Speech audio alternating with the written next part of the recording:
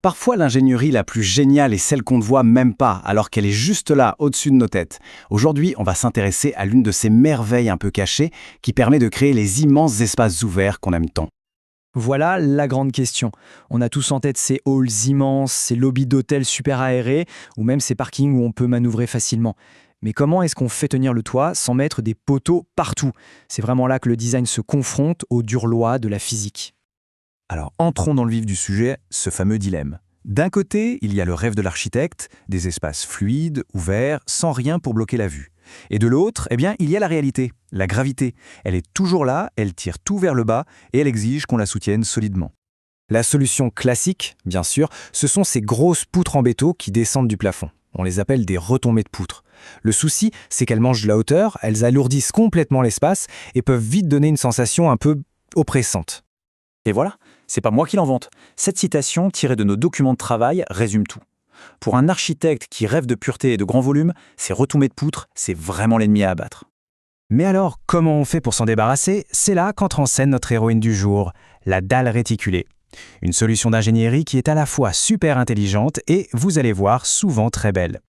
Alors qu'est-ce que c'est que ce nom un peu barbare? En fait, c'est tout simple. Imaginez une gaufre géante en béton. C'est exactement ça. La grille, les nervures, c'est le squelette qui porte tout. On a simplement enlevé tout le béton qui était au milieu des carrés, parce qu'en fait, il ne servait à rien à part ajouter du poids. On garde juste l'essentiel et on se débarrasse du superflu. Résultat, c'est bien plus léger, mais tout aussi résistant. Et les avantages, ils sont nombreux. Bien sûr, le plus évident, c'est qu'on peut couvrir de très grandes distances sans poteau.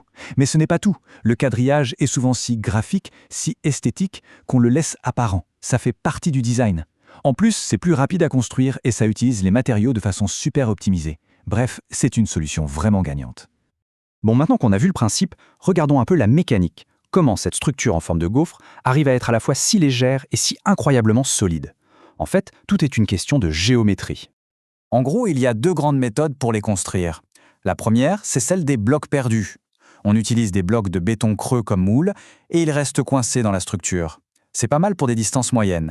Mais pour les très très grands espaces, la méthode reine, c'est celle des caissons récupérables. Là, on utilise des moules en plastique qu'on retire une fois que le béton est sec. Et ce système de caissons récupérables est vraiment très efficace. Les moules sont en plastique et ont une forme un peu pyramidale, ce qui fait qu'ils se décollent super facilement du béton une fois qu'il a durci. Un petit coup de jet d'eau et hop, ils sont prêts à être réutilisés des dizaines de fois. C'est rapide, c'est plus sécurisé pour les équipes sur le chantier et au final, c'est très économique. Mais attention, cette forme de gaufre n'est pas une formule magique. Pour que ça fonctionne, il faut que le design qui est derrière soit d'une précision quasi chirurgicale. 12 mètres. Il faut s'imaginer ça. C'est la distance qu'une dalle de ce type, bien conçue, peut franchir sans aucun poteau au milieu pour une utilisation normale. Ça donne une idée de la liberté incroyable que cette technique offre aux architectes.